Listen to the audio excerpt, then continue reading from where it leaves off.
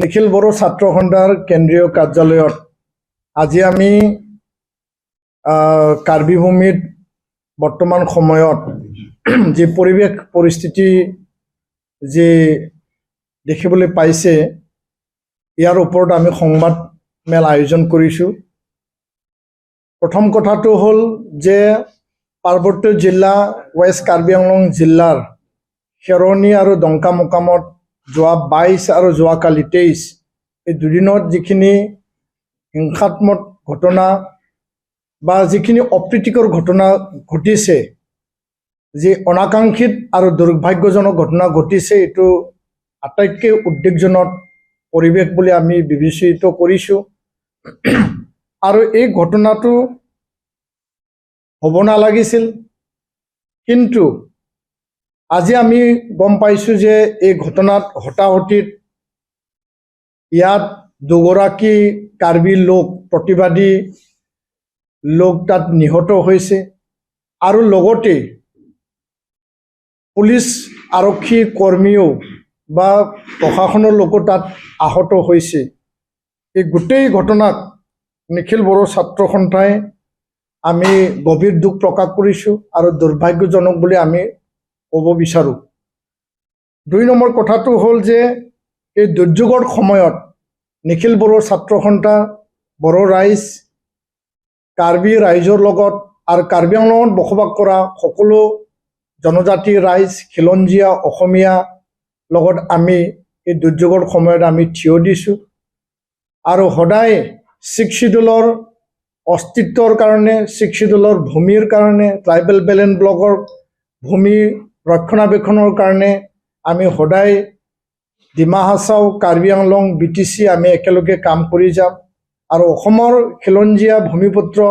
খিলঞ্জীয়া অসমীয়াৰ অস্তিত্ব ৰক্ষাৰ কাৰণে একেলগে আমি থিয় হোৱাটো এই সময়ৰ আহ্বান বুলি আমি ক'ব বিচাৰোঁ। কিন্তু এটা কথা আমি স্পষ্ট কৰিব বিচাৰিছোঁ, প্ৰতিবাদ কৰিবলৈ যাওঁতে বা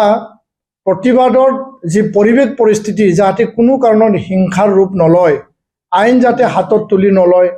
তাত যাতে ভাইলেন্স কোনো কাৰণত নহয়, প্ৰতিটো আন্দোলন শান্তিপূৰ্ণ প্ৰক্ৰিয়াৰে গণতান্ত্ৰিক প্ৰক্ৰিয়াৰে হ'ব লাগে, তাকে আমি কামনা কৰোঁ। আৰু এই ঘটনাটো হ'বলৈ কিয় পালে? এই ঘটনাটো যোনটো আমি বিবেচনা কৰিছোঁ, আমাৰ যিখিনি অবজাৰভেশ্যনত আমি দেখিবলৈ পাইছোঁ যে 13 দিনকৈ দীঘলীয়া যি এটা গণতান্ত্ৰিক যি এটা হাংগাৰ ষ্ট্ৰাইক আছিল, তেওঁলোকৰ অনশন আছিল, শান্তিপূৰ্ণ যি অনশন, সেই অনশনটো চৰকাৰখনে, অসম চৰকাৰে হওক কাৰ্বি আংলং চৰকাৰে হওক, যি ধৰণে গুৰুত্ব দিব লাগিছিল সেই গুৰুত্বটো দিয়া আমি দেখিবলৈ পোৱা নাই। আৰু শেষত আহি 13 দিন পাৰ হোৱাৰ পিছত 22 তাৰিখে আবেলি 4টা বজাত আলোচনা হ'ব, কাৰ্বি আংলঙৰ মুখ্য কাৰ্যবাহী সদস্যৰ উপস্থিতিত আলোচনা হ'ব, সেই কথাটো আমি জানিব পাৰিছোঁ। কিন্তু তাৰ আগতে ৰাতিপুৱা 3টা বজাত অনশনকাৰী লিংচন ৰংফাৰৰ নেতৃত্বত যিখিনি 7 গৰাকী অনশনকাৰী আছিল, 13 দিনকৈ তেওঁলোকে শান্তিপূৰ্ণ অনশনত বহিছিল, তেওঁলোকক জোৰ জবৰদস্তিকৈ তাত পুলিচ হতুৱাই তেওঁলোকক ৰাতিপুৱা 3টা বজাত উঠাই লৈ গৈছিল আৰু পিছলৈ কোৱা হ'ল যে তেওঁলোকক শাৰীৰিক অসুস্থতাৰ বাবে তেওঁলোকক উঠাই লৈ গৈছে। আচলতে এই কথাটো ভুল বুজাবুজি হৈছে আৰু শাৰীৰিক যদি অসুস্থতা আছিল, কি কাৰণত ৰাতিপুৱা 3টা বজাত ততাতৈয়াকৈ তাত মেডিকেল আনি পেলাই, তাত নাৰ্ছ ডক্টৰ আনি পেলাই, তাক চেলাইন দি পেলাই তেওঁলোকক তাতে ট্ৰিটমেণ্ট কৰিব পাৰিলে হয়। তেওঁলোকক কোনো ভালকৈ কথা নাপাতাকৈ কিয় উঠাই লৈ গ'ল? আৰু ইয়াৰ পৰাই এই যি হিংসাত্মক ঘটনাৰ সূত্ৰপাত ঘটিছে, যোনটো ভুল বুজাবুজিৰ এটা মানে পৰিৱেশ আৰু জবৰদস্তি এই অনশনকাৰীৰ ওপৰত যি প্ৰশাসনৰ যি এটা তেওঁলোকক উঠাই লৈ যোৱা যি পৰিৱেশ, তাৰ পৰাই হোৱা বুলি আমি মানে দেখিবলৈ পাইছোঁ আৰু আমি ক'ব বিচাৰোঁ। আৰু ইয়াৰ কাৰণে যোৱা 2 দিনত যিখিনি ঘটনা হৈ গ'ল, যাতে এইটো সমাজ মানে শান্তিৰ এটা আলোচনাৰ ডাইলগ এমিকেবল নেগচিয়েশ্যনৰ পিনে যাতে যায়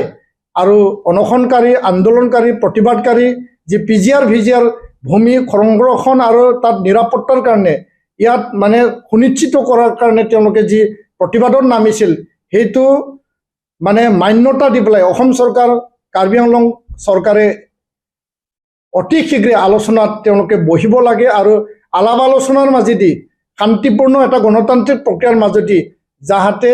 এই যি তেওঁলোকৰ দাবী যি ন্যায্য দাবী যি অধিকাৰ এই অধিকাৰৰ প্ৰতি যাহাতে সন্মান জনাই পেলাই যাহাতে মীমাংসা ওলায় তাকে আমি কামনা কৰিছোঁ আৰু সমান্তৰালভাৱে BTC 6 শিডিউলেই হওক কাৰ্বি আংলং হওক ডিমা হাছাওৱে হওক জনজাতিসকলৰ যোনটো অস্তিত্বৰ কাৰণে ৰক্ষাৰ কাৰণে আৰু ইয়াত থকা খিলঞ্জীয়া অসমীয়া ভূমিপুত্ৰৰ কাৰণে যি অস্তিত্বৰ কাৰণে এই যে 6 শিডিউলটো গঠন কৰা হৈছিল জনজাতিৰ স্বাৰ্থত আৰু ইয়াত থকা ভূমিপুত্ৰ লোকসকলৰ স্বাৰ্থত সেই স্বাৰ্থটো বৰ্তমান পৰ্যায়ত কোনোবা নহয় কোনোবা পিনি মানে ডাইলুট হৈ গৈছে নেকি বা যিসকল শাসক যিসকল চৰকাৰত আছে তেওঁলোকে নিৰাপত্তা দিয়াত তেওঁলোকে এই অধিকাৰটো সুনিশ্চিত কৰাত কোনোবা নহয় কোনোবা বিফল হৈছে নেকি